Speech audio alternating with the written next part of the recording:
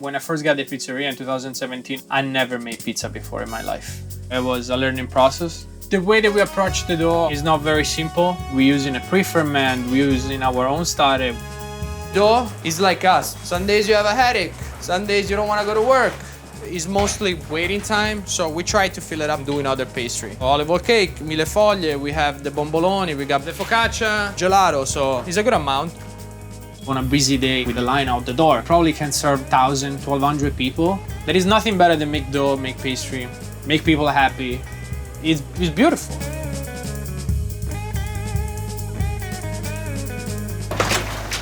Buongiorno ragazzi, I'm Massimo.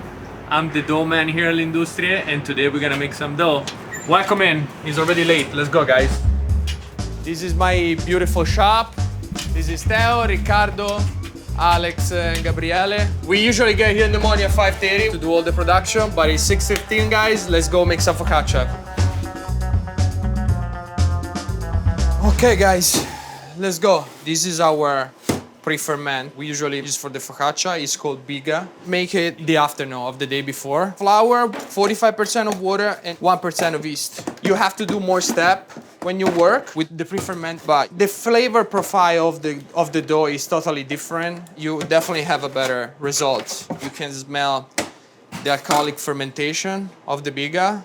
If you're using a biga, you're gonna have a dough that is a little bit more tight and you have more structure. That's why it's better if you use it with focaccia or bread. With this one, we're gonna make pizza and pala. We're gonna do 2 focaccia. Love to do sandwich with this one. We have to add more flour now.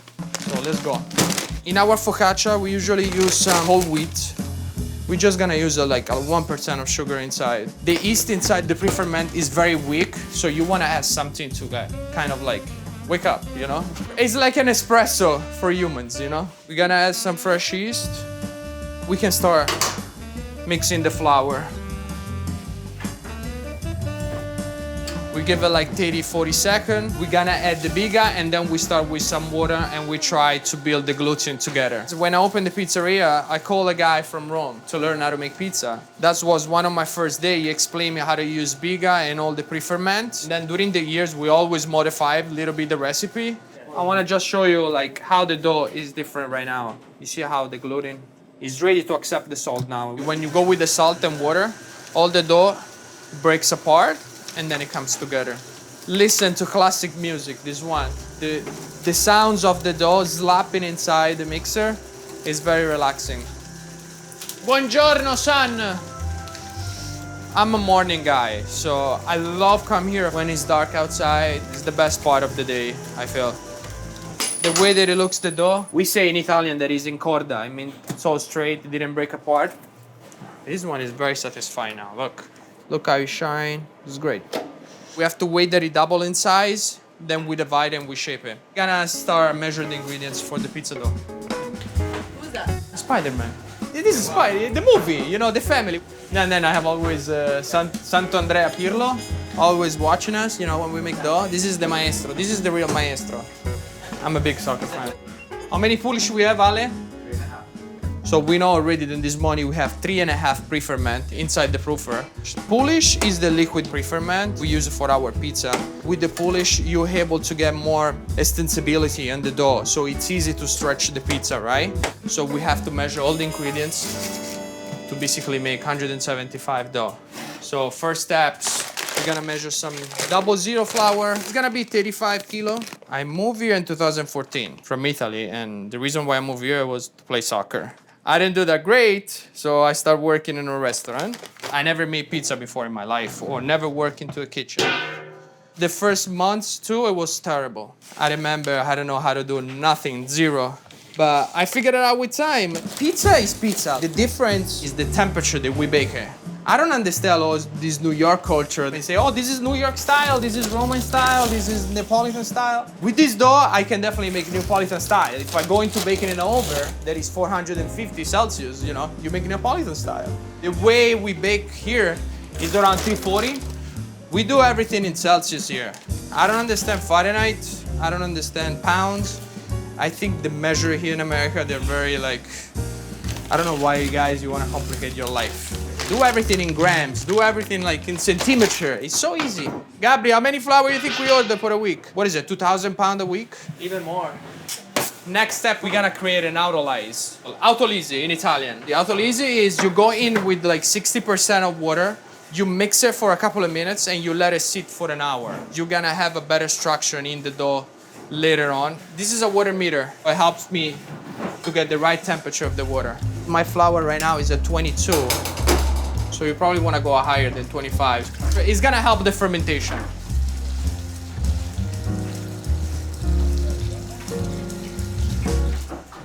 We're gonna wait for an hour, and in the meantime, we have time to go bake the bread. Let's go, guys. The proofing is not ready yet. It needs some more time.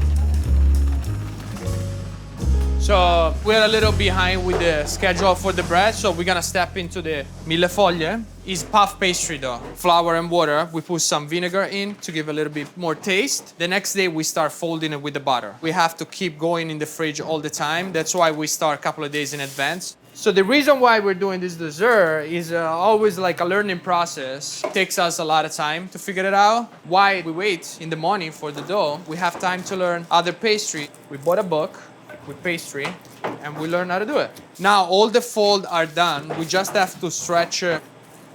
You have to be like delicate. You don't want to break the dough right now. We're gonna fill it up later with chantilly cream and then vanilla whipped cream. It's gonna grow and you're gonna be able to see all the layers. And it's gonna be crunchy and soft at the same time. How do you call this one? I don't even know the name. How do you call it? Poker. Well, whatever. You do the whole. Otherwise it will like grow so much and you will have a big puff pastry dough. With this one you're gonna be able to keep it lower. I like to bake it when it's cold. We put another parchment paper on top, another tray, and so it helps to grow even. We bake it at 200 Celsius for about 15 to 16 minutes, and then we remove the top. I think with the bread, we're almost ready. My partner Nick is a daily guy. When they're coming at 11, we make sandwich with this stuff. And we change sandwich every day. It really depends what we got every morning at the shop. This is our simple pizza dough. We fold it in the morning, and we make as a hero. I want to make sure that it's not sticking the board, so I give it a little flip-flop like that. Again, pizza is bread. It's the same. You know, you just have to top it with good ingredients. We're gonna leave it out for like 10 minutes, so it helps to create the skin, and it's gonna be easy to cut off. So now, before we go with the bread, our beautiful olive oil cake is ready. This is one of our best seller here at the shop. Making dough and pizza is mostly waiting time, so we try to fill it up the time doing other pastry. We will do 40 olive oil cake, gelato, 200, 300 serve a day, 50 brioche when it's busy. It's a good amount of pastry for the pizzeria. You wanna first just have a little cut, and then you wanna go under the skin.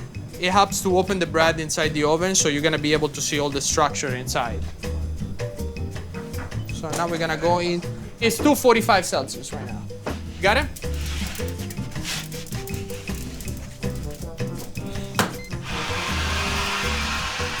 The steam helps to open up the bread and to have a golden crust. It's an amazing oven. It's a Moretti electric. We're able to change the temperature up and down, so we can do a lot of different products. So you see, you have a stone here, you have the element on top. You also have an element in the bottom of the stone.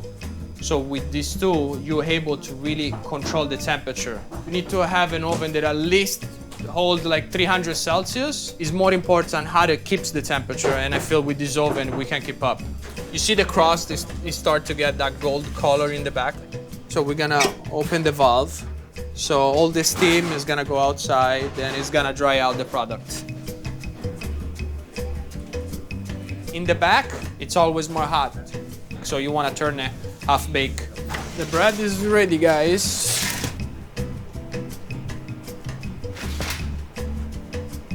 This one opened really good. It was a good cut.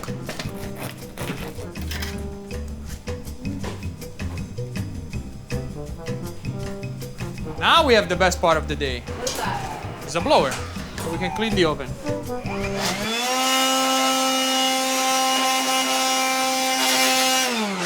I mean, why not? So now we divide the focaccia. This is the batch of the focaccia that we made it before. That is double up in size, so we can divide it. So We spread our scallop with semolina. With this one, we're gonna make pizza in pala. So the flat focaccia that we bake it right into the stone. This is what we do it. Flip it. So it's about 800. Going like this, boom. Now we're gonna cut some farcita. Farcita is the pizza that they do in Rome in the pan, and they bake it one on top of the other one. We're gonna have 3 focaccia. We're gonna do 2 farcita. Now I'll give you the form to the focaccia right now.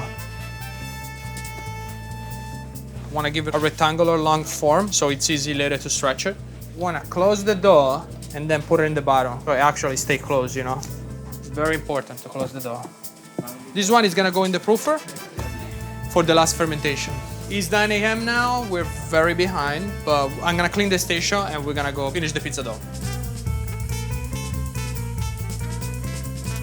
We're trying to get ready with all the ingredients, guys. We measured the olive oil, we already measured the salt, the pre-ferment is ready, we double up in size.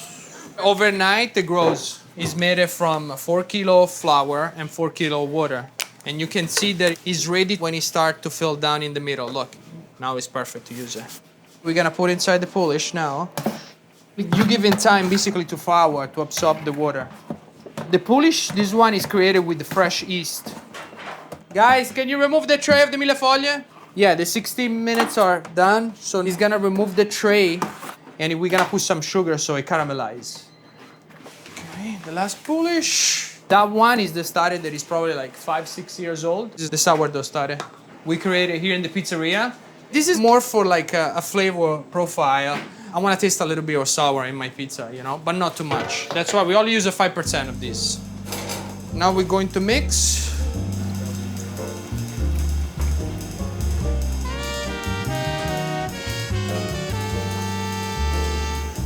The dough comes together. Now my next step is adding the salt. It looks a lot, but it's 3% of the amount of the flours. Help it with some water. We're gonna go with some more olive oil. We bake it in an electric oven and it tends to dry out the pizza a lot. So we need some fat. We're gonna go for a minute at the second speed. Now we're building like strain into the dough. All right, look the bubbling. I mean, this is what's nice. Look. Almost like double of the size is gonna grow. In the meantime, my guys, they're gonna help me to take it out the dough.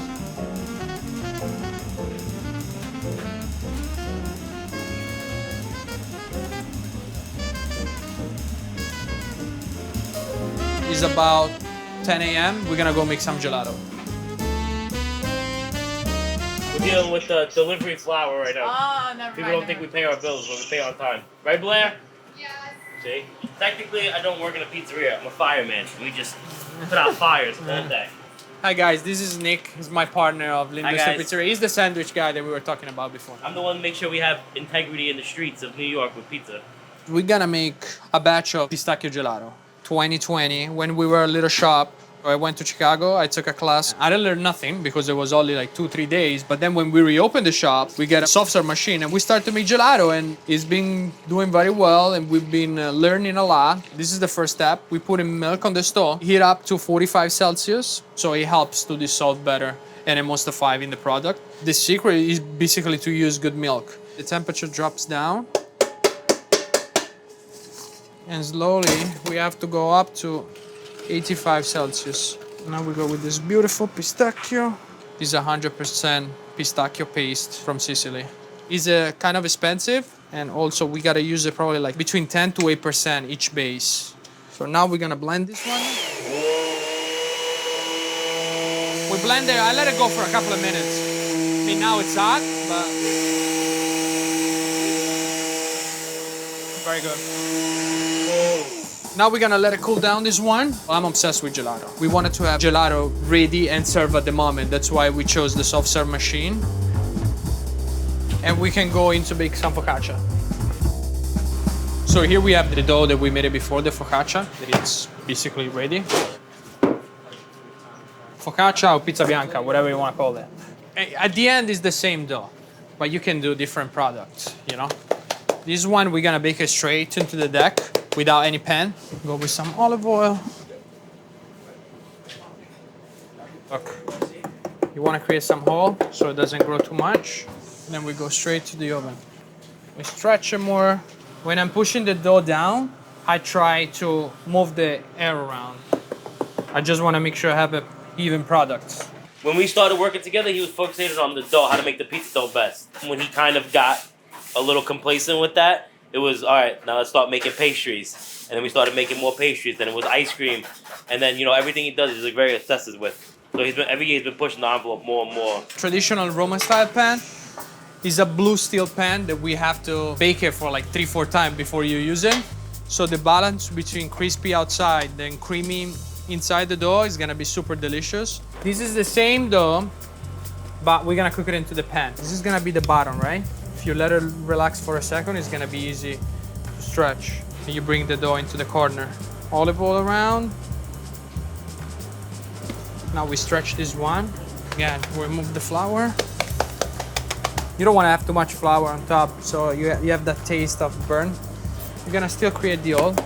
After you bake it with the olive oil in the middle, you're gonna have a middle that is very creamy and soft and it's crunchy outside. So it goes well with the mortadella, you know, prosciutto cotto, cheese. Focaccia is ready. I like well done a little bit. I like crunchy stuff, so I like it to go over a little bit. You can finish it with some extra olive oil and molten sea salt.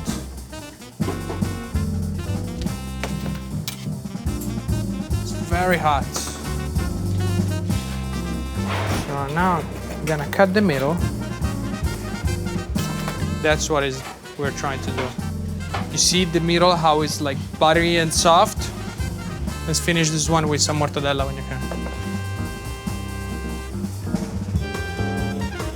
Changing again the temperature of the oven so we can start make pizza later.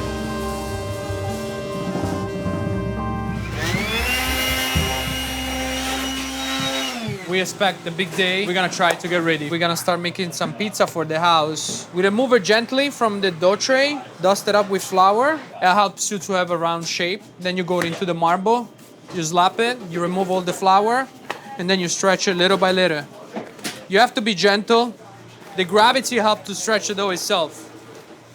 This one is probably about like 17, 16 inch. And then after you add the ingredients, the tomato and the cheese, you can even stretch more.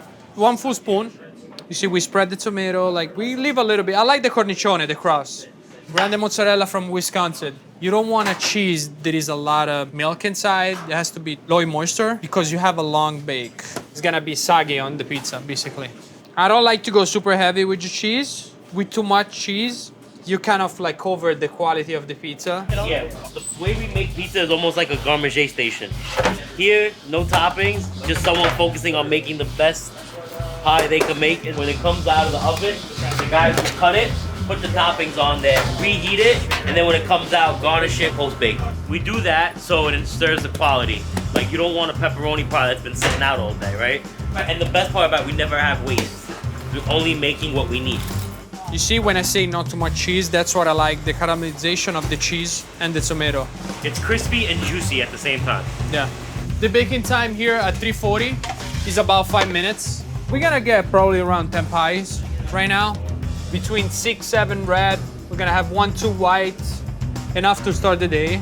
And then we go little by little with the flow, depending how it's busy.